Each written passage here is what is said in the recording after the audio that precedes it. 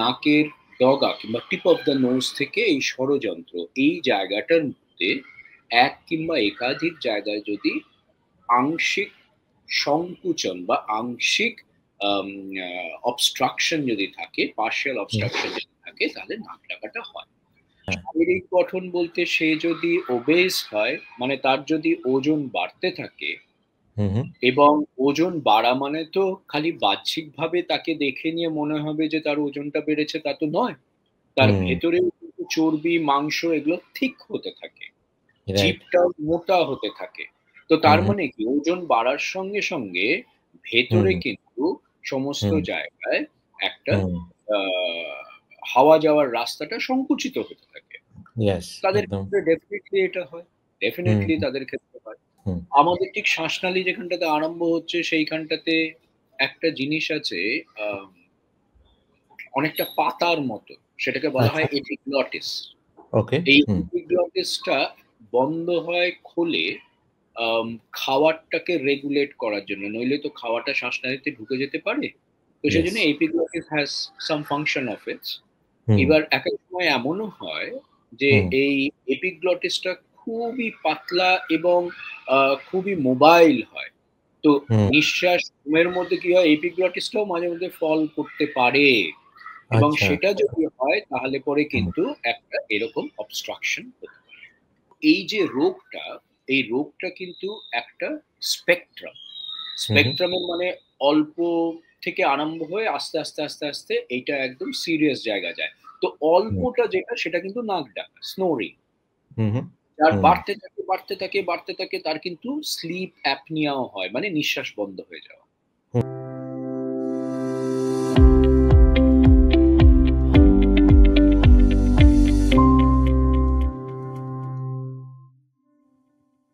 নমস্কার, welcome to Bangla health with iCure. আমি সুজয় সাঁতরা আপনাদের সবাইকে স্বাগত জানাই। আইকিওরের পক্ষ থেকে আমাদের এই বাংলা স্বাস্থ্য বিষয়ক পডকাস্টে, যেখানে আমরা চিকিৎসা ও স্বাস্থ্য নিয়ে আলোচনা করি খুবই সহজ ভাষায় অথচ বিজ্ঞানসম্মত দৃষ্টিভঙ্গিতে। আজ আমরা একটি খুবই মজার কিন্তু গুরুত্বপূর্ণ বিষয় নিয়ে আলোচনা করব, নাক ডাকা। ছোটবেলায় আমরা অনেক মজার ছলে শুনেছি নাক ডাকা মানেই ভালো ঘুম। কেউ কেউ তো ঘুমে ঘটোৎকচের মতো গর্জন করে ঘুমন, আবার কারো ঘুম কুম্ভকর্ণের মতো টানা। কিন্তু মজার ছল এড়িয়ে গেলেও এই নাক ডাকা কিন্তু অনেক সময় হতে পারে বড় এবং স্বাস্থ্য সমস্যার লক্ষণ, যেমন স্লিপ অ্যাপনিয়া, শ্বাস প্রশ্বাসে বাধা বা গঠনগত কোনো ইএনটি সমস্যা। তাই আজকে আমরা জানব নাক ডাকার প্রকৃত কারণ, কিভাবে চিনবেন এটি একটি বিপদের ইঙ্গিত হতে পারে, এবং চিকিৎসা কিভাবে সম্ভব। আজকে আমাদের সঙ্গে রয়েছেন একজন অভিজ্ঞ ইএনটি বিশেষজ্ঞ, ডক্টর মনোজেন্দ্র নারায়ণ ভট্টাচার্য, যিনি বহু বছর ধরে এই বিষয়ে রোগ নির্ণয় ও চিকিৎসা করে এসেছেন এবং বহু মানুষের লাভ হয়েছে। তাহলে চলুন শুরু করা যাক আজকের এই আলোচনা, নাক ডাকা অভ্যাস নাকি অসুস্থতা। Welcome to Bangla health with iCure. আজকে আমাদের সাথে রয়েছেন আমার খুবই বিশিষ্ট একজন অতিথি, ডক্টর মনোজেন্দ্র নারায়ণ ভট্টাচার্য। অনেক অনেক ধন্যবাদ আমাদের সাথে সময় দেওয়ার জন্য। আমি শুরুতেই, উনি সিনিয়র কনসালটেন্ট ইএনটি হেড এবং নেক সার্জারি, ইনি PLS hospital Kolkata, Fortis hospital Anandapur Kolkata এবং অ্যাপোলো ক্লিনিক নরেন্দ্রপুরের সাথে যুক্ত। শুরুতেই ডক্টর ভট্টাচার্য, আপনার ব্যাপারে আমরা জানতে চাই যে আপনি ইএনটি বিশেষজ্ঞ হিসেবে চিকিৎসা জীবনে কিভাবে শুরু করেন এবং এই পর্যন্ত আপনার গুরুত্বপূর্ণ অভিজ্ঞতা সম্পর্কে যদি আমাদের সাথে শেয়ার করেন। নমস্কার আবার আপনাদের সকলকে। যেরকম সবাই আমরা ডাক্তার যারা হয়েছি এমবিবিএস পাশ করার পরে, আমরা পরবর্তী যে ধাপ কিংবা স্পেশালাইজেশনের দিকে আমরা যাই, তো আমারও পথ চলা ঠিক একই রকম ভাবে। এমবিবিএস পাশ করার পরে, ক্যালকাটা ইউনিভার্সিটি থেকে এমবিবিএস পাশ করার পরে তারপরে post graduation ENT head and neck সার্জারিতে করি ফ্রম ক্যালকাটা ইউনিভার্সিটি।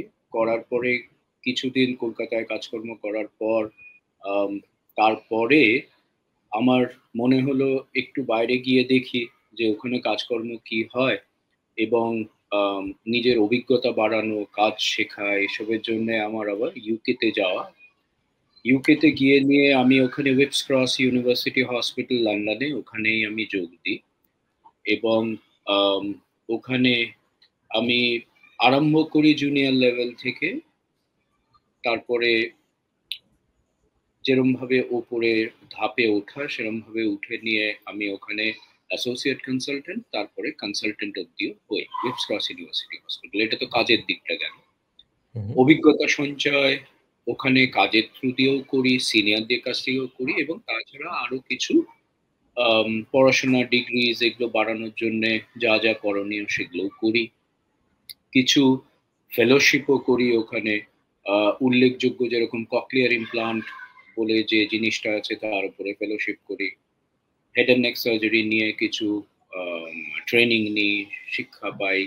এবং আরেকটি যেটা সবচেয়ে বড় পাওনা, সেটা হচ্ছে হলো আমাদের ডিপার্টমেন্টে আমাদের যে সাবজেক্টটা আছে সেটাতে পৃথিবীময় প্রবাদ প্রতিম পুরুষ আছেন ইউগো ফিশ নামে। ইউগো ফিশ উনি জার্মানিতে, জার্মান, কিন্তু উনি অ্যাকচুয়ালি সুইজারল্যান্ডে উনি থাকতেন। উনার কাছে আমার বেশ কয়েকবার যাওয়া, উনার তত্ত্বাবধানে কাজকর্ম শেখা, এগুলো আমার হয়, এগুলো বাড়তি পাওয়া। তো তারপরে তো আমি ফিরে আসি আবার ইন্ডিয়াতে, এসে নিয়ে আমার শহর কলকাতাতেই আসি, এবং কলকাতার যে যে 3টি হসপিটাল বললেন, এই 3টি জায়গা, এই জায়গার সঙ্গেই যুক্ত হয়ে আছি, এই চলে যাচ্ছে। আচ্ছা, আমরা আজকের যে টপিক সেটাতে আমরা চলে যাই। নাক ডাকা, এটা আমরা খুবই কমন একটা সিম্পটম। আমরা এটা অনেক সময় হাস্যের ছলেও বলি, অনেক মিমসও বেরিয়েছে এটা নিয়ে। আর অনেক সময় মেজরিটি ঘুমের সময় নাক ডাকা, সেটা আমরা জানি। আর যিনি নাক ডাকেন তিনি হয়তো নিজেও জানেন না যে তিনি অ্যাকচুয়ালি নাক ডাকেন, সেটা তাদের পরিবারের লোকের থেকেই সে জানতে পারে। তো ঘুমের সময় নাক ডাকা কেন হয়? আর মূলত এর পেছনে কি কারণ? যদি আমাদের বলেন। এটি খুব কমন একটা সমস্যা। এটি খুব ইগনোরড একটা সমস্যা। কারণ নাক ডাকা ব্যাপারটা সত্যি, আপনি যেরকম প্রশ্নটা করলেন, এটাকে কিন্তু একটা সময় হাসির ছলেই নেওয়া হতো যে নাক ডাকা is something which needs to be laughed about. এটা যে একটা বড় সমস্যা তৈরি করতে পারে, কিংবা বড় সমস্যা অলরেডি হয়ে আছে শরীরের মধ্যে, এই চিন্তা ভাবনাটা কিংবা এই অ্যাওয়ারনেসটা কিন্তু মানুষের মধ্যে ছিল না। রাইট। নাক ডাকাটা বুঝতে হবে কেন হয়। কেন হয় এর পেছনে খুব সিম্পল একটা কারণ, সেটা হলো এই নাকের ডগা থেকে আমাদের স্বরযন্ত্র যেখানটাতে আছে, শ্বাসনালীর ঠিক আরম্ভটা, এই রাস্তাটার মধ্যে এক কিংবা একাধিক জায়গায় যদি আংশিক হাওয়া যাওয়ার কম জায়গা থাকে, মানে আংশিক অবস্ট্রাকশন যেটাকে বলা হয়, পার্শিয়াল অবস্ট্রাকশন যদি থাকে, তাহলে পরে কিন্তু নাক ডাকাটা হয়। এটা যে নাক ডাকছেন সে তো আর বুঝতে পারবেন না ঘুমের মধ্যে, তাকে জিজ্ঞাসা করে নিয়ে কোনো লাভ হয় না। আমরা বলি তার বেড পার্টনার, সে যেই হোক না কেন, তার সঙ্গে যারা শোন কিংবা সেই ঘরে যারা থাকেন, তাদের কাছ থেকে হিস্ট্রিটা নিলে পরে অনেক বেটার হয়। কারণ তারা বলতে পারবেন এক্স্যাক্টলি কি কি ঘটনা ঘটছে উনি। আচ্ছা, ওকে। অনেকেই এটা আমরা, আপনি যেরকমভাবে বললেন, এটা একটা খুবই নিরীহ এবং এটা অভ্যাসের ছলে আমরা উড়িয়ে দিই। আপনার অভিজ্ঞতায় এটি কতটা গুরুত্বপূর্ণ হতে পারে স্বাস্থ্যের দিক দিয়ে? গুরুত্বপূর্ণ বলতে এটার একটা বাজে এফেক্ট, কিংবা ডাক্তারি ভাষায় আমরা যেটা বলি একটা ইল এফেক্ট হয় শরীরের উপর, এবং এটা চলতে থাকলে এই ইল এফেক্ট গুলো বাড়তে থাকে। ইল এফেক্ট বলতে কিরকম, এটা নানাবিধ জায়গা, যেরকম হার্টের উপরে একটা এফেক্ট ফেলে। এটা আমাদের হরমোনাল সিস্টেমের উপর এফেক্ট ফেলে। সারা রাত আসলে তো ঘুম হয় না। আমি এর ব্যাখ্যাগুলো দেব, আমরা যত এগোবো এই আলোচনায় তত আমি ব্যাখ্যাগুলো দেব যে এক্সাক্ট ঘটনাগুলো কি হয়। তো সারা রাত ঘুম হয় না বলে তারপরের দিন সকালবেলাও যিনি ডাকাতে ভুগছেন তিনি কিন্তু ফ্রেশ ফিল করেন না, ঘুম সবসময় পেয়ে থাকে এবং তার জন্য ওয়ার্ক প্লেসে পারফরমেন্স কমতে থাকে, বাচ্চাদের স্কুলে পারফরমেন্স কমতে থাকে, family life, sexual life hampered হয়, হার্টের যেরকম বললাম প্রবলেমস হয়, ইভেন রাত্রিবেলায় ঘুমের মধ্যে কিন্তু সাডেন কার্ডিয়াক স্টপেজ কিংবা ডেথ হতে পারে। আচ্ছা, ওকে। তাহলে তো এটা সত্যিকারেরই ভীষণ গুরুত্বপূর্ণ আমাদের সবার জন্য, যেটা আমাদের খেয়াল রাখা উচিত। নাক ডাকার পেছনে কি কোনো পার্টিকুলার বডি টাইপ বা কোনো শরীরের গঠন, ইট কুড বি ওবেসিটি হোক বা অন্যান্য কিছু হোক, সেটা কি কোনোভাবে দায়ী হতে পারে? ঠিক আছে, এই উত্তরটা দেওয়ার আগে আমরা একটু এলাবোরেটলি ব্যাপারটাকে নিয়ে আলোচনা করব, যে আলোচনা ঠিক নয়, যে নাক ডাকাটা কেন হয় এই জিনিসটা খুব পরিষ্কার হয়ে যাওয়া উচিত। এইটা পরিষ্কার হলে পরে তাহলে আমরা কিন্তু কি কি কারণে হচ্ছে এবং তার উপশমটা কি সেটা আমরা ভালো করে এক্সপ্লেন করতে পারি। যেটা দিয়ে আমি আরম্ভ করেছিলাম যে নাকের ডগা কিংবা টিপ অফ দ্য নোজ থেকে এই ষড়যন্ত্র, এই জায়গাটার মধ্যে এক কিংবা একাধিক জায়গায় যদি আংশিক সংকুচন বা আংশিক অবস্ট্রাকশন যদি থাকে, পার্শিয়াল অবস্ট্রাকশন যদি থাকে, তাহলে নাক ডাকাটা হয়। আসলে ঘটনাটা কি হয়, যখন ওই ব্যক্তি ঘুমোতে যাচ্ছেন, ঘুমটা তো একবারেই ঘুমিয়ে পড়লেন মানে সাডেনলি একটা ডেপথে চলে গেল ঘুমটা, ব্যাপারটা তো তা হয় না। ঘুমও যে ব্যাপারটা, ওটারও অনেকগুলো স্টেজেস আছে এবং ওটার সাথে সাথে ওই মানুষটার একটা ডেপথে চলে যেতে থাকে। ঘুমটারও depth, deep sleep, mildly deep sleep এরকম, এবং তার একটা মেডিকেল টার্মও আছে। রাইট। কি হয় না, যখন ওই ব্যক্তি ঘুমোতে যান তখন আমাদের ওই যেটুকু জায়গা দেখালাম সেই জায়গার যে ভেতরে মাংস পিণ্ডগুলো কিংবা মিউকাস মেমব্রেন যেটাকে বলা হয়, এগুলো যেগুলো আছে সেগুলো আস্তে আস্তে শিথিল হতে থাকে এবং সেগুলো আস্তে আস্তে পড়ে যেতে থাকে ভেতরে। আচ্ছা, যেরকম ধরুন তালু, যেরকম ধরুন আমাদের গলার পেছনে যে খাদ্য নালীর যে জায়গাটা, আমাদের জিভ, এগুলো তো যত শিথিল হয়ে যায় মাসেল গুলো তত টট যেটাকে বলি শক্ত হয়ে থাকাটা থেকে নরম হতে থাকে এবং সেটা আস্তে আস্তে কোল্যাপস করতে থাকে। আচ্ছা, এইবার যার অলরেডি আংশিক, যার সমস্যা আংশিক অবস্ট্রাকশন ছিল, এই কোল্যাপসের জন্য তার কিন্তু অবস্ট্রাকশনটা আরো বাড়তে থাকে। আচ্ছা, বাড়তে থাকা অবস্ট্রাকশনের মধ্যে দিয়ে হাওয়া যাওয়াটা কিন্তু সমস্যার হতে থাকে। আচ্ছা, হাওয়া যাচ্ছে।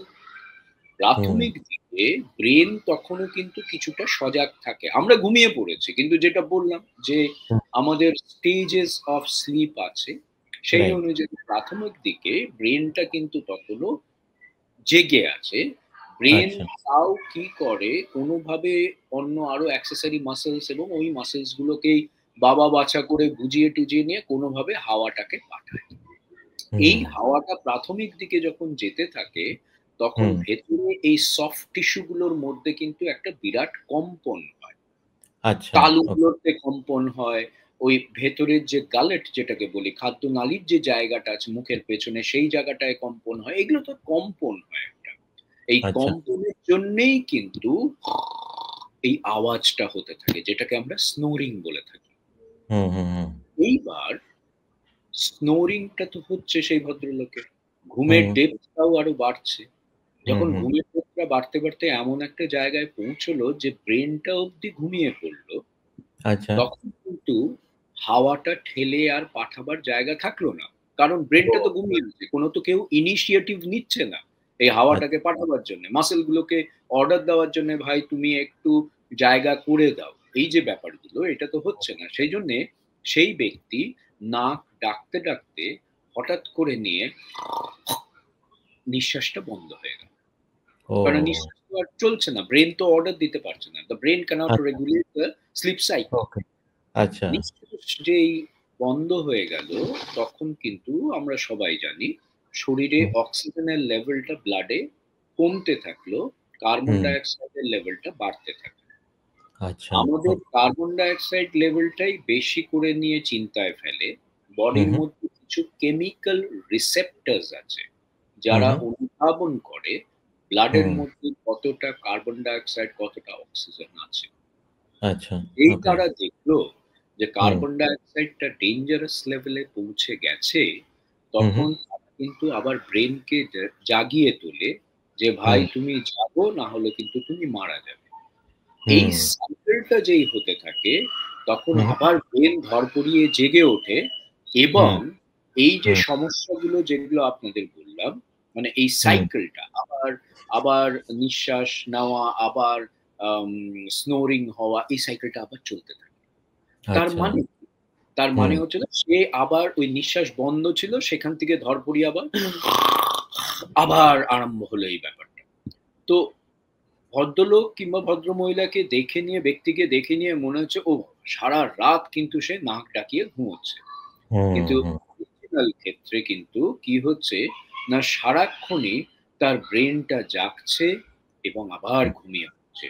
So even we feel that ওই ব্যক্তি ইজ সো লাকি যে ইন ডিপ স্লিপ, সে কিন্তু তার ব্রেন কিন্তু সারা রাত ঘুমোতে পারছে না। ইয়েস, এবং বাংলায় একটা খুবই কমন প্রচলন যে তুমি তো কালকে খুব নাক ডেকেই ঘুমোচ্ছিলে, which is direct relation to নাক ডাকা ইকুয়ালস টু ডিপ স্লিপ, যেটা আদৌ নয়। এবং এই যে রোগটা, এই রোগটা কিন্তু একটা স্পেকট্রামের মানে অল্প থেকে আরম্ভ হয়ে আস্তে আস্তে আস্তে আস্তে এইটা একদম সিরিয়াস জায়গা যায়। তো অল্পটা যেটা, সেটা কিন্তু নাক ডাকা, স্নোরিং। আর বাড়তে থাকে বাড়তে থাকে বাড়তে থাকে, তার কিন্তু স্লিপ অ্যাপনিয়াও হয়, মানে নিঃশ্বাস বন্ধ হয়ে যাওয়া।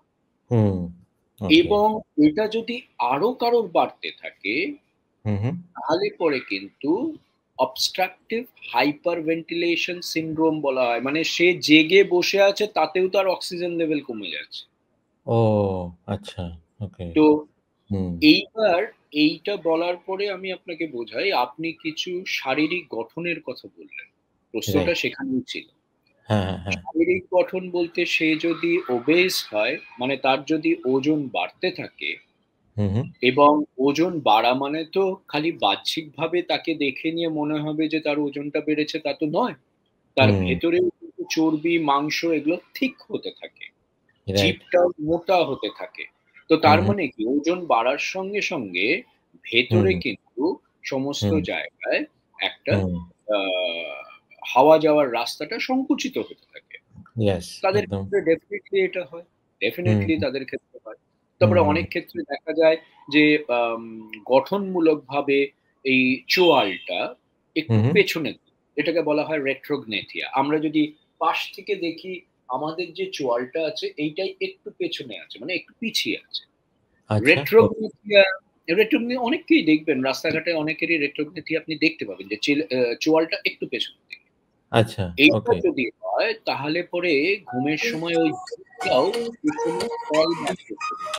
এই জিভের ফল ব্যাকের জন্যেও কিন্তু অবস্ট্রাকশন হতে পারে। আমাদের ঠিক শ্বাসনালী যেখানটাতে আরম্ভ হচ্ছে, সেইখানটাতে একটা জিনিস আছে, অনেকটা পাতার মতো, সেটাকে বলা হয় এপিগ্লটিস।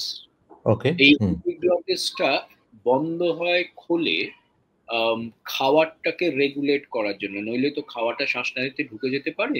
তো সেই জন্য epiglottis has some function of its. এবার এক এক সময় এমনও হয় যে এই এপিগ্লটিসটা খুবই পাতলা এবং খুবই মোবাইল হয়। তো নিঃশ্বাস ঘুমের মধ্যে কি হয়, এপিগ্লটিসটাও মাঝে মধ্যে ফল করতে পারে, এবং সেটা যদি হয় তাহলে পরে কিন্তু একটা এরকম অবস্ট্রাকশন হতে পারে। তো নানাবিধ কারণে, তাছাড়া তো এগুলো তো বললাম, তাছাড়া কিছু রোগ ভোগ আছে যেগুলোতে ভেতরের কিছু গঠনমূলক সমস্যা হতে পারে, এগুলো তো আছেই, এগুলো তো আছে। আচ্ছা আচ্ছা, খুবই খুবই ইনসাইটফুল এই জিনিসগুলো। এরপরে আমরা চলে যাই যে পুরুষ এবং মহিলাদের মধ্যে কি নাক ডাকার প্রবণতার মধ্যে কোনো পার্থক্য লক্ষ্য করা যায়?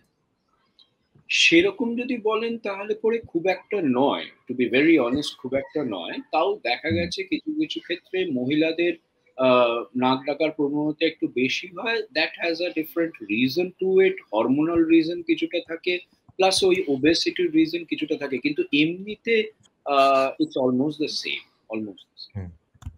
আচ্ছা, ওকে। এবার আমরা শিশুর ক্ষেত্রে চলে যাই যে অনেক শিশুও কিন্তু নাক ডাকে। এই হুম হুম। বিষয়টা নিয়ে প্যারেন্টস বা অভিভাবকদের কতটা উদ্বিগ্ন হওয়া উচিত?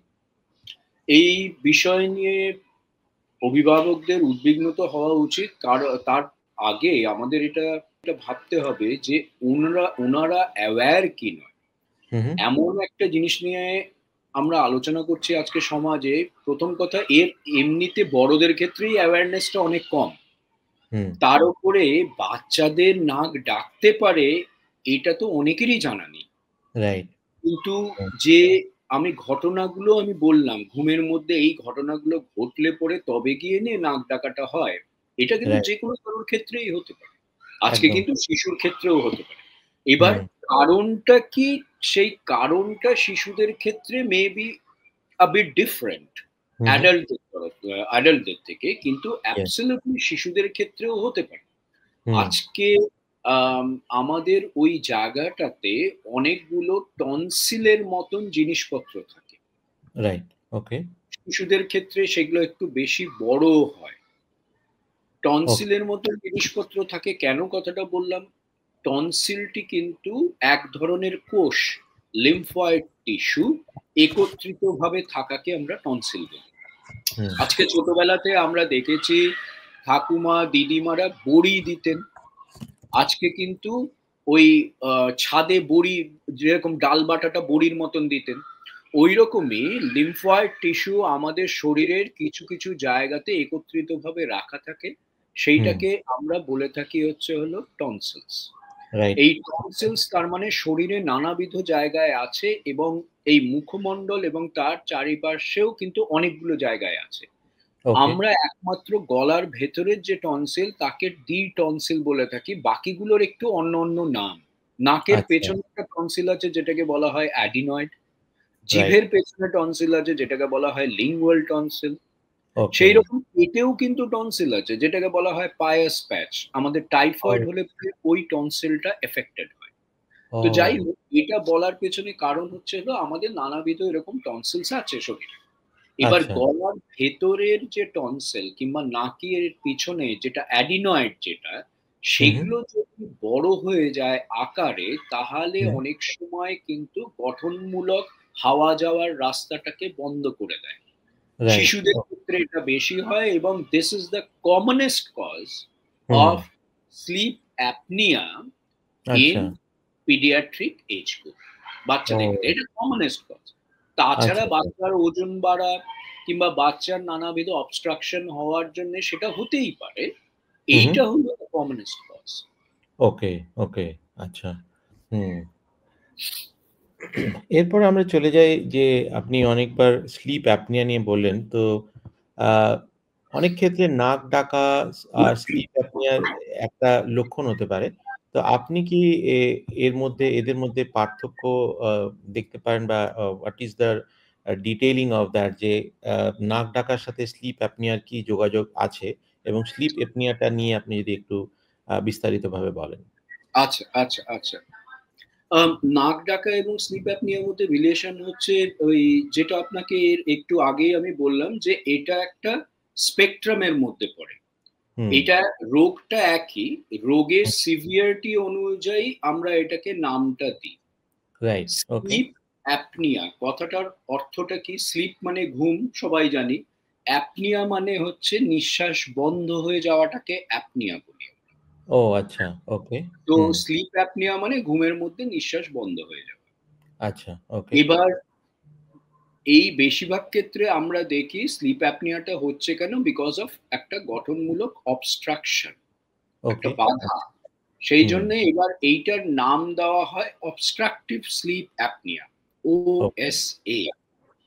OSA টা যদি আমরা দেখি অবস্ট্রাকশন আছে, আবার কিছু কিছু ক্ষেত্রে সেন্ট্রাল কজও হয়। সেন্ট্রাল স্লিপ অ্যাপনিয়া মানে তার কোনো এমনি অবস্ট্রাকশন নেই, কিন্তু ব্রেনের থেকে নিঃশ্বাসের সিগন্যালটা মাঝে মধ্যে আসছে না, তো তখন ওটাকে সেন্ট্রাল স্লিপ অ্যাপনিয়া বলা হয়।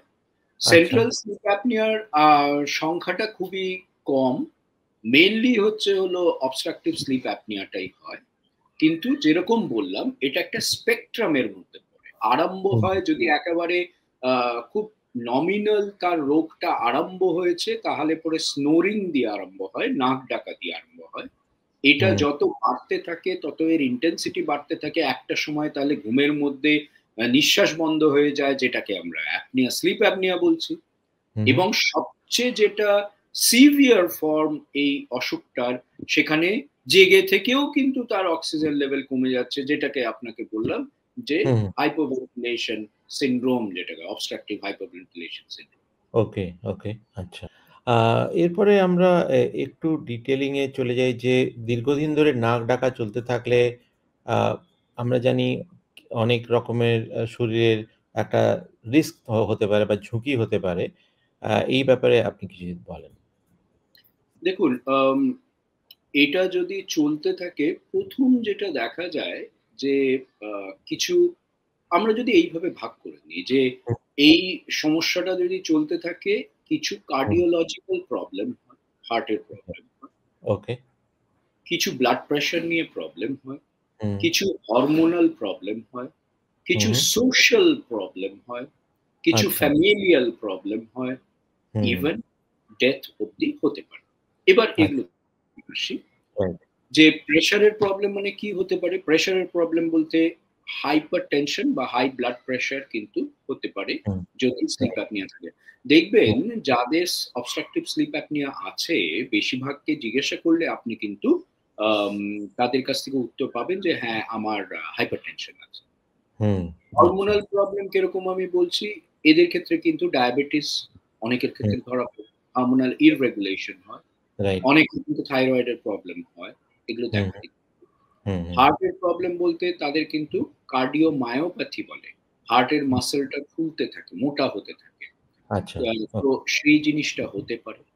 কার্ডিওমায়োপ্যাথি হতে পারে, হার্ট ফেলিয়ার হতে পারে। সোশ্যাল বলতে কি হয়, সোশ্যালে যেটা হয় যে তাদেরকে যদি সকালবেলা, দিনের বেলাতেও একটু একটা ঘরের কোণে ঠান্ডা একটা জায়গায় বসিয়ে দেওয়া হলো, একটু আলো কম, বেশ এসি টেসি চলছে, তারা কিন্তু ঝিমোতে আরম্ভ করলেন, ঘুমিয়ে পড়লেন। কিংবা এখনো দেখা যায় যে অনেক ক্ষেত্রে ড্রাইভার যারা সিগন্যালে দাঁড়িয়েছে, গাড়ি লাল, সিগন্যালটা লাল আছে, দাঁড়িয়েছে, এখানেও কিন্তু ঘুমিয়ে পড়লো, ডোজ অফ করে। এটাকে বলা হয় ডে টাইম somnolence, সকালবেলাতে ঘুমিয়ে পড়া। এই ডে টাইম somnolence কিন্তু হতে পারে। কারণটা আমি আগে বলেছিলাম যে আমরা তাকে নাক ডাকিয়ে ঘুমোতে দেখছি, কিন্তু তার ব্রেন কিন্তু ঘুমোচ্ছে না, সারাটা রাত। সেই জন্য পরের দিন টায়ার্ড থাকছে, তার ব্রেন কিন্তু একটু সুযোগ পেলে ঘুমিয়ে পড়তে পারছে। সো ডে টাইম somnolence একটা। তারা, এইসব লোকজন যখন কাজের জায়গাতে তাদের ওয়ার্ক পারফরমেন্স খুব পুয়ার হচ্ছে, কারণ তারা অ্যাটেন্টিভনেসটা চলে যাচ্ছে। বাচ্চাদের ক্ষেত্রে কিন্তু স্কুলে পারফরমেন্সটা খারাপ হচ্ছে, ইভেন তাদের ফ্যামিলিতে, তাদের সেক্সুয়াল লাইফ, সমস্ত কিছু দ্যাট গেটস ইম্প্যাক্ট। তো আর যেটা বললাম যে sometimes it might cause sudden cardiac stoppage, sudden cardiac death. এরপরে ইএনটি জনিত কারণ যদি আমরা একটু ডিটেইলে জানতে চাই, যে সেপ্টামের বক্রতা, বড় টনসিল বা নাক বন্ধ থাকার মতো কোনো ইএনটি সমস্যা কি নাক ডাকার সাথে সরাসরি যুক্ত? নিশ্চয় তার সঙ্গে যুক্ত থাকতে তো পারেই। যেরকম ধরুন, নাকের যে হাড়ের কথা বললেন, সেপ্টামটা বেঁকে আছে,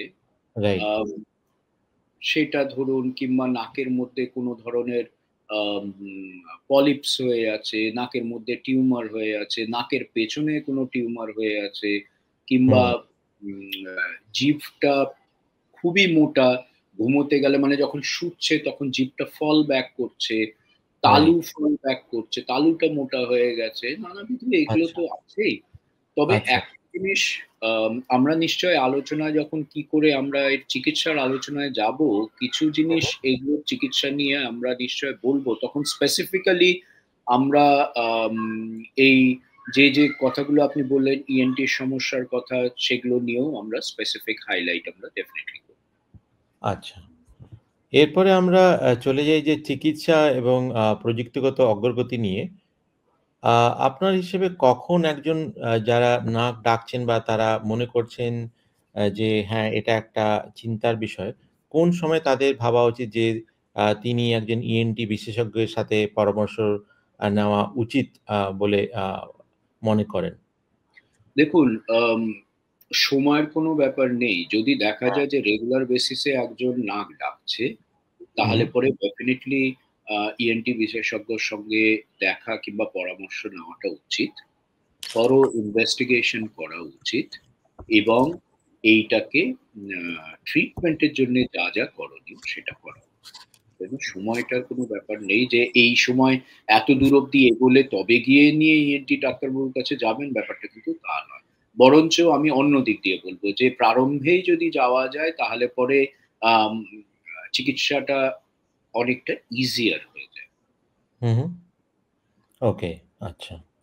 এই সমস্যার নির্ণয়ের জন্য যদি সাধারণত কোন পরীক্ষার তাদের প্রয়োজন হয়? দেখুন, তাহলে আমরা এই জায়গা থেকে আরম্ভ করি যে হু, হু, একজন যিনি নাক ডাকছেন তাকে নিয়ে তার বাড়ির লোক এলেন ডাক্তারবাবুর কাছে। সেই জায়গা থেকে আমরা কিভাবে এগোই? ব্যাপারটা যদি এখান থেকে আমরা করি তাহলে পরে বুঝতে হয়তো অনেকটা সুবিধা হবে।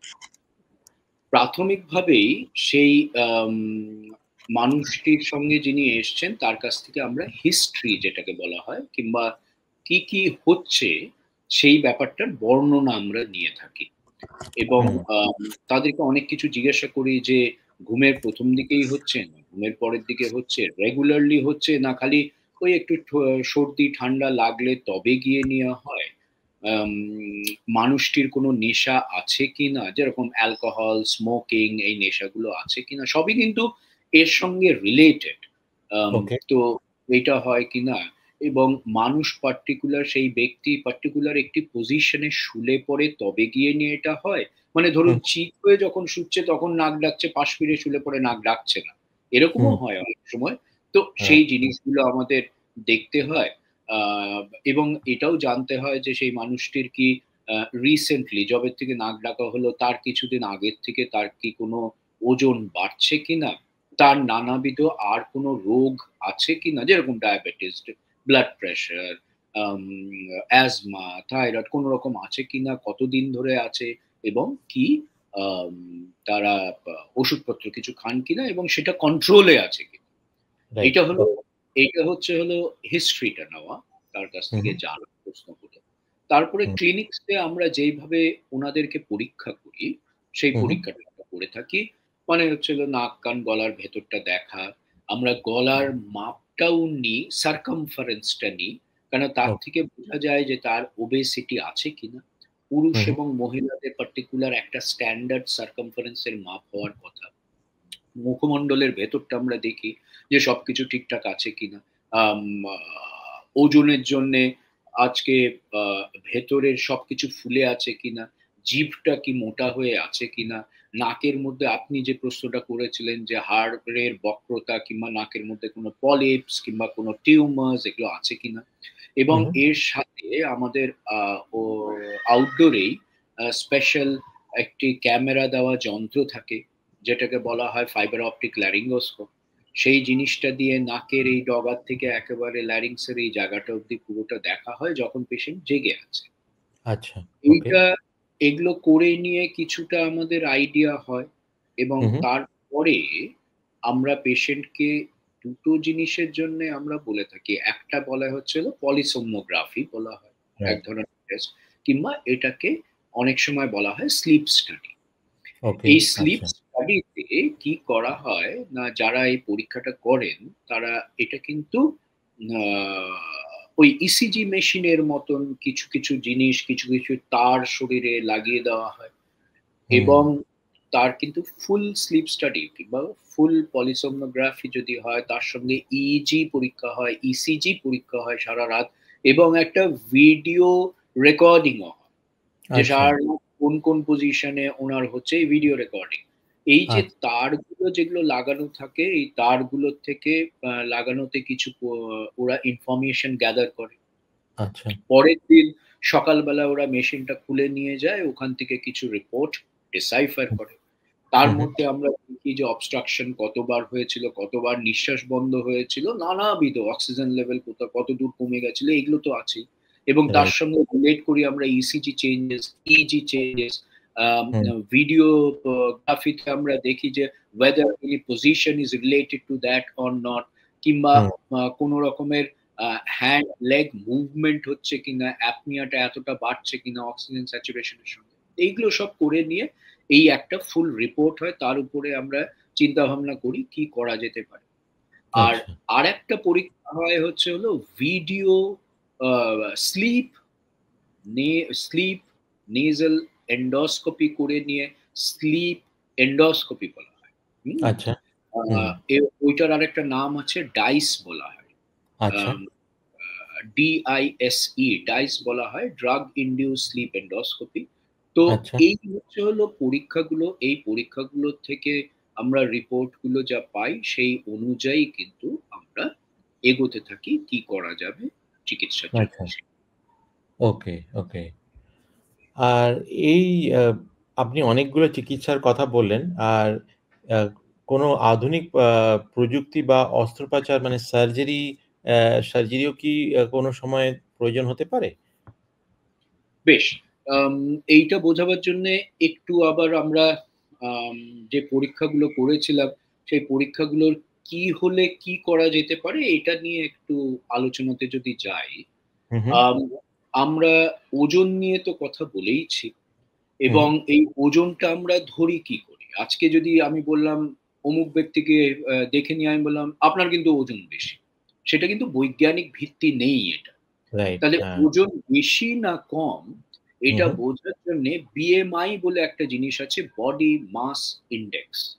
সেখানে কিন্তু ব্যক্তির ওজন নেওয়া হয়, ব্যক্তির হাইটটা নেওয়া হয়, সেখানে একটা গাণিতিক একটা ক্যালকুলেশন, ম্যাথমেটিক্যাল ক্যালকুলেশন হয়, হয়ে নিয়ে একটা রেশিও পাওয়া যায়, একটা সংখ্যা পাওয়া যায়, সেটাতে বোঝা যায় লোকটির ওজন বেশি না কম।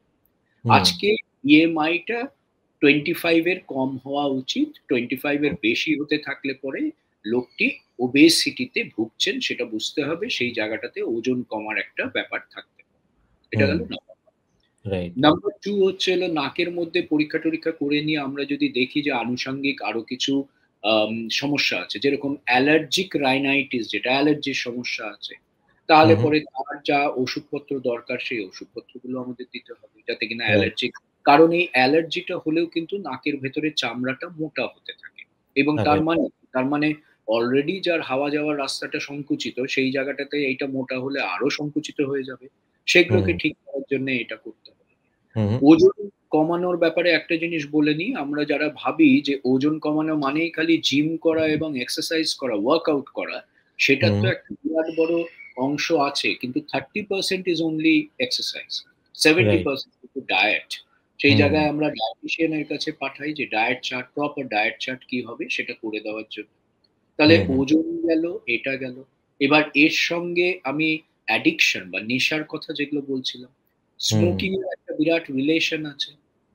স্মোকিং তাহলে ছাড়তে হবে, কুইট করতে হবে। অ্যালকোহল, এক্সেসিভ অ্যালকোহল তো নেবেনই না, কারণ অ্যালকোহল কিন্তু ওয়েট গেইন করায় প্রচন্ড। আর দ্বিতীয়ত ওই মডারেট অ্যামাউন্ট, মাইল্ড অ্যামাউন্টে অ্যালকোহল যদি সারা সপ্তাহে নেনও, সেটা কিন্তু লেট নাইটে অ্যালকোহল নিয়ে খেয়েই সাথে সাথে ঘুমিয়ে পড়লাম, ব্যাপারটা যেন না হয়। It should be early in the evening. পজিশনে আমরা যদি দেখি যে কোনো পার্টিকুলার পজিশনে ওই ভদ্রলোকের কিংবা ভদ্রমহিলার স্নোরিং হচ্ছে, ধরুন খুব মজার ব্যাপার, ধরুন ভিডিওতে দেখা গেল সেই ভদ্রলোক কিংবা ভদ্রমহিলা চিৎ হয়ে শুলে পড়ে, তার স্নোরিং হচ্ছে, চিৎ হয়ে না শুলে তার স্নোরিং হয় না। এখানে সিম্পল জিনিস করা হয়, একটা ক্যাম্বিস বলের মতন একটি বল হাফ কেটে নিয়ে শোয়ার সময় পিঠে লাগিয়ে দেওয়া হয় একটা টেপ দিয়ে।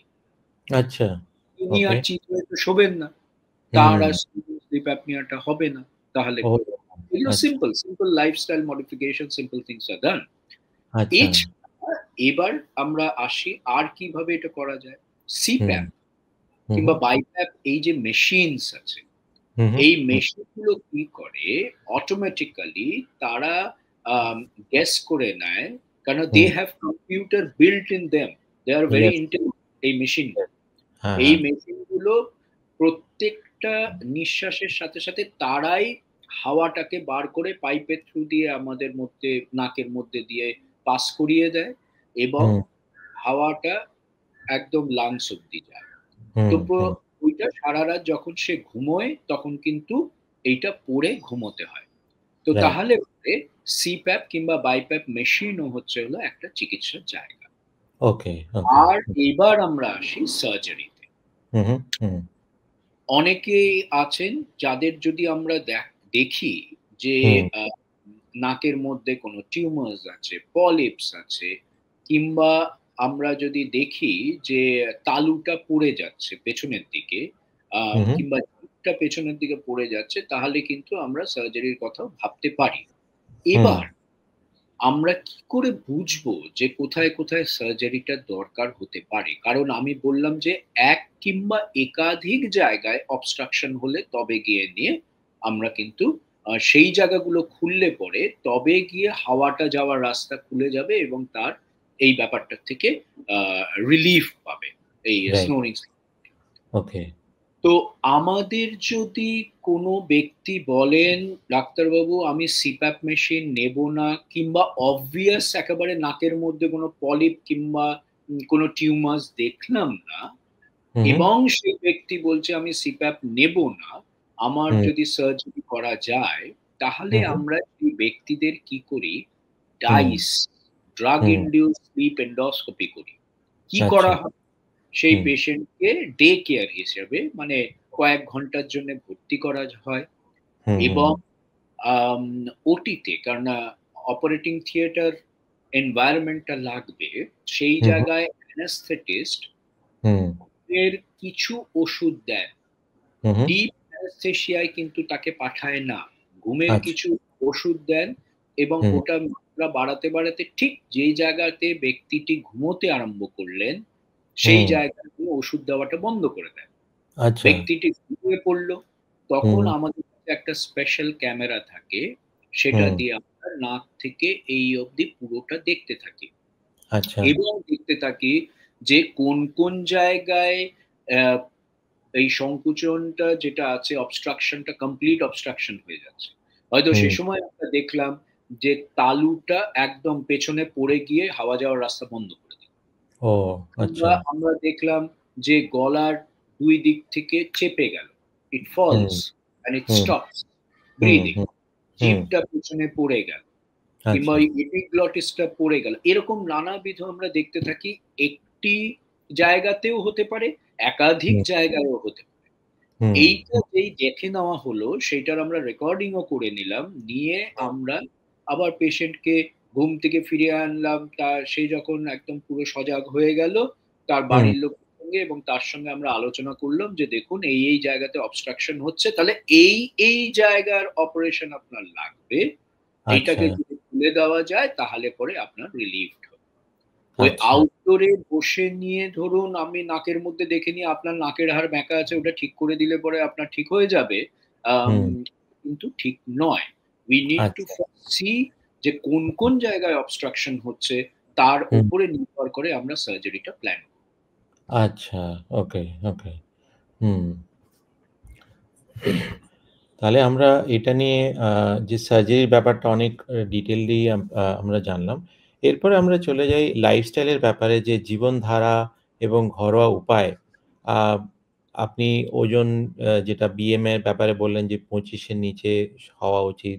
স্মোকিং নিয়ে বললেন, ঘুমের পার্টিকুলার পশ্চার যে ঘুম ভাঙানো কোন ছেড়ে তাদের ঘুমানো উচিত সেটা নিয়ে বললেন। আ নাক ডাকার কমানোর জন্য কি কোনো ব্যায়াম বা এক্সারসাইজ আছে বা এর কি কোনো উপায় আছে, ঘরোয়া কোনো উপায়? এক্সারসাইজ বলতে ব্রিদিং এক্সারসাইজেস গুলো তো ইট হেল্পস ডেফিনিটলি। হু, আর হু, এমনিতেও ওজন কমানোর জন্যে এক্সারসাইজেস যেগুলো আছে সেইগুলো যদি করা যায় ওজনও কমবে এবং এয়ার ফ্লোটা প্রপারলি হবে। সেটা হু, তো হু, একটা আছে। হুম? হুম, আম আর যা ঘরোয়া আমি আপনাকে বললাম যে যাদের নেশা যেগুলো আছে সেগুলো কারণ না আম অলরেডি অ্যালকোহল কিন্তু যদি বেশি পরিমাণে নেওয়া হয় তাহলে ব্রেনের ওই স্লিপটা একটু গন্ডগোল করে দেয়। হুম, হুম, সে যদি রেগুলার নেয় তাহলে তো স্লিপ গন্ডগোল করবেই এবং সে যদি ঘুমোতে যাওয়ার আগে নেয় তাহলে তো হুম, আরো গন্ডগোল করবে অ্যালং রাইট। উইথ কনসাম্পশন সেগুলো তো আছেই। হুম, তো এই ঘরোয়া পদ্ধতিগুলো বলতে একটা ব্রিদিং এক্সারসাইজ, একটা food habits, non spicy particularly at night, hmm, alcohol এবং স্মোকিং এগুলোকে স্মোকিংটা তো বন্ধ করা, অ্যালকোহলটা রেস্ট্রিক্ট করা এবং হুম, নিলে পরেও আর্লি ইন দ্য ইভনিং হুম, এইগুলো এক্সারসাইজেস এগুলো তো ডেফিনেটলি হেল্প করে। আর আচ্ছা। একটা জিনিস আগের প্রশ্নে আপনি করেছিলেন যে আধুনিক আ সার্জারির কিছু জিনিসপত্র যদি হু, হু, দুটো আমাদের হাতে তো এসছে আধুনিক। একটা হচ্ছে হলো লেজার দিয়ে সার্জারি, আরেকটা কোবলেশন বলে একটা জিনিস হয়। হু, হু, কোবলেশন দিয়ে সার্জারি। তো সেগুলোতে উম এই অঞ্চলগুলো মানে নাক থেকে আ গলার এই জায়গাটার মধ্যে এগুলো হু, হু, দিয়ে করলে খুব প্রিসিশন সার্জারিটা হয়। মানে একদম টু আচ্ছা, দ্য পয়েন্ট সার্জারিটা হয় এবং খুব ব্লাডলেস ফিল্ডও হয়। তো আচ্ছা। এগুলো আমাদের কাছে আধুনিক পাওনা বিজ্ঞানের থেকে। হুম, হুম, হুম। আচ্ছা, ওকে, ওকে। আ এরপরে আমরা চলে যাই যে অনেক সময় পেশেন্টসরা এবং আমরা নিজেদের আই কিউর ক্লিনিকে বা ফিল্ডেও অনেক দেখেছি যারা আ একজন আ ডাক্তারের কাছে যেতে দ্বিধাবোধ করেন যে, "ঠিক আছে, আমি ঠিকই আছি। এটা কোনো বড় ইস্যু নয় বা গুরুত্বপূর্ণ ইস্যু নয়।" সেই যে দ্বিধাবোধ ব্যাপারটা, সেখান থেকে তারা কিভাবে নিজেকে আ একটা মানে সিরিয়াস ব্যাপারটা নিয়ে দেখে তারা ডাক্তারবাবুর কাছে যাওয়ার জন্য আপনি কিভাবে তাদেরকে পরামর্শ দেন? দেখুন, আম সবচেয়ে বড় জিনিস এটার জন্য হচ্ছে অ্যাওয়ারনেস। হুম, আজকে এই আপনাদের যে প্ল্যাটফর্ম, আপনারা যে কাজকর্মগুলো করছেন যে হুম, উম এই অ্যাওয়ারনেস গুলো মানুষের মধ্যে নিয়ে যাওয়ার জন্যে, মানুষকে হুম, বোঝানোর জন্যে খালি আজকের তো টপিকটা নিয়ে নয়, রাইট। নানাবিধ অন্যান্য টপিক গুলো যেগুলো আছে সেই জায়গাগুলো তার গুরুত্বটা কি? হুম, আসলে হচ্ছেটা কি শরীরের মধ্যে? এবং হুম, এটা কতটা সিরিয়াস? এটাকে হুম, যদি চিকিৎসা না করাই তাহলে পরে কি হতে পারে? এই হুম, অ্যাওয়ারনেস টা হচ্ছে হলো সবচেয়ে বড় জিনিস। যেটা আজকে হাজার বছর ধরে যে জিনিসটা নিয়ে লোকে বেশ মজা করেই এসছে, এই হুম, হুম, স্নোরিং স্লিপ অ্যাপনিয়া। আমরা স্নোরিং স্লিপ অ্যাপনিয়া নিয়ে ছোটবেলা থেকে পড়ে এসেছি কুম্ভকর্ণ আর ঘটোৎকচের ব্যাপারে। ইয়েস, পড়ে তো একদম। এসছি এবং হুম, সেটা নিয়ে আমরা খুব মজা পেতাম, তাই না? কুম্ভকর্ণ হুম, এরমভাবে নাক ডাকতো, ৬ মাস পরে তার ঘুম ভাঙানো হতো। সে ঘুম হুম, থেকে উঠতো। কুম্ভকর্ণর ক্যারেক্টারটা যদি দেখেন যেভাবে তার বিশ্লেষণ করা হয়েছে ক্যারেক্টারটার, হুম, Kumbhakarna was a patient of OSA, obstructive sleep apnea। তো হুম, আজকে কিন্তু সেটা যে whether that is serious or not সেটা তো আমাদের কাছে ওইভাবে পৌঁছানো হতো না। বরঞ্চ রাইট। তাকে পোর্ট্রে করা হতো এই এতদিনের ঘুমিয়ে থাকলো, নাক-টাক ডাকলো, লোকে ওঠাতে পারছে না। মানে as if he is a hero with this yes. thing। হ্যাঁ, হ্যাঁ? হ্যাঁ, হ্যাঁ। তো আজকে ওর যে ডার্কার সাইড যেটা, অন্ধকারের দিক যেটা, যে এইটার থেকে কি অসুবিধা হচ্ছে, কি অসুখ হুম, হচ্ছে, আম হুম, এবং এটাকে যদি চিকিৎসা না করলে পরে একটি মানুষের কি সমস্যা হতে পারে, সে হুম, মারাও যেতে পারে। তো হুম, এই সমস্যাগুলো যদি সঠিকভাবে তুলে ধরা হয় সমাজের সামনে, হুম, তখন হুম, তো খালি এই নাক ডাকা নিয়ে নয়, যেকোনো রোগেই তারা বুঝতে পারবেন যে তাদের আম সিরিয়াসনেস টা এটার কত এবং তারা তখনই আসতে পারবেন, তখনই তারা ঠিক করবেন যে ডাক্তারবাবুদের কাছে আমরা গিয়ে নিয়ে এটার চিকিৎসা করি। আচ্ছা, আচ্ছা। তো আজকে আমাদের শেষ পর্যায়ে চলে গেলাম। আ আজকের আলোচনার শেষে আমাদের শ্রোতাদের জন্যে আপনি কোনো বিশেষ বার্তা যদি আপনার তরফ থেকে থাকে? আম আজকে যেহেতু স্নোরিং স্লিপ অ্যাপনিয়া নিয়েই আমরা কথাবার্তা বলছি, তাহলে এটা নিয়েই কয়েকটা জিনিস বলার। হু, হু। সারাক্ষণ এই যে প্রায় ১ ঘন্টার মতন আমরা আলোচনা করলাম, ওর যদি নির্যাসটুকু বলি, সেটাই বলার আমার ক্ষেত্রে। রাইট। হুম, এক হচ্ছে হলো আম এখন তো পৃথিবীটা আম মেটেরিয়ালিস্টিক অনেক হয়ে যাচ্ছে এবং আম এই ভোগ্য সামগ্রীর প্রাচুর্য অনেক বেড়ে যাচ্ছে। মানুষের হাতের পয়সাকড়ি অনেক বেড়ে যাচ্ছে। তার জন্যে খাওয়া-দাওয়াটা লাগাম ছাড়া হয়ে যাচ্ছে। হুম, হুম। খাওয়া-দাওয়া দেখুন খেতে আমরাও ভালোবাসি। হ্যাঁ, সবাই ভালোবাসি, সেখানে তো ইয়েস। নয়। কিন্তু হুম, সবকিছুর বেশিটা আবার একটু খারাপ। তো একদম। সেই কারণে আম খাওয়ার উপরে একটা নজরদারি দরকার, একটা হুম, রেস্ট্রিকশন দরকার। মাঝে মধ্যে হুম, ডেফিনিটলি যেগুলো জিভে হুম, জল করা খাবার আমরা সবাই খাই সেটা তো খাবেন। কেন হুম, কথাটা বললাম? ওয়েট হুম, রেগুলেশন দরকার। আজকে একদম। Obesity is one of the biggest problem in the world. Hmm, খালি হুম, ভারতবর্ষ বলে নয়, সমস্ত জায়গায় ওবেসিটি একটা বিগেস্ট প্রবলেম। আর মজাটা হচ্ছে হলো ওবেসিটির থেকে কিন্তু নানাবিধ অসুখ হচ্ছে। খালি স্নোরিং স্লিপ অ্যাপনিয়া নয়। হুম, একদম। ওবেসিটির থেকে কিন্তু হাইপারটেনশন হচ্ছে। ওবেসিটির থেকে কিন্তু কার্ডিয়াক ফেলিউর হচ্ছে। ওবেসিটির থেকে কিন্তু হাঁটুর রোগ হচ্ছে। তখন ওই ডাক্তারবাবুর কাছে গিয়ে নিয়ে হাঁটুর অপারেশন করাতে হচ্ছে। ওবেসিটির থেকে এখন বলা হয় কিছু ক্যান্সারও হচ্ছে ওবেসিটির থেকে। তো হুম, তাহলে করে হুম, ডায়েট শুড বি রেগুলেটেড। হ্যাঁ, হ্যাঁ। Exercise hmm, should be done regularly. That is very important. Hmm, Exercise. Hmm, smoking কিংবা যেকোনো ধরনের তামাক, হুম, হুম, হুম, খৈনি, গুটখা, স্মোকিং যেকোনো ধরনের তামাক ওইটা বন্ধ করতে হবে। কারণ তার খালি ক্যান্সার বলে নয়, হুম, অন্যান্য নানাবিধ তার আম আ অপকার আছে। আর alcohol should not be taken regularly এটা একটা জিনিস। should be hmm, taken within normal limits হুম, আর হুম, যদি নিতে হয় alcohol should be early in the evening rather than late in the evening তার মানে ওকে। কি হুম, কিছুটা ডিসিপ্লিন লাইফস্টাইল দরকার না হলে হুম, কিন্তু নানাবিধ রোগ দানা বাঁধবে। আচ্ছা। তো আজকের এই বিষয়ে আজকে আমরা এখানেই শেষ করছি এবং আমরা আরো নতুন টপিক নিয়ে আপনার কাছে আসবো। আ আমাদের যারা শ্রোতা তারা আপনার কাছে যদি আ পরামর্শ করতে চান তাহলে তারা কিভাবে আপনার সাথে যোগাযোগ করতে পারেন? দেখুন ৩ টে হাসপাতালেরই ওয়েবসাইট আছে। ঠিক আছে, তো গুড।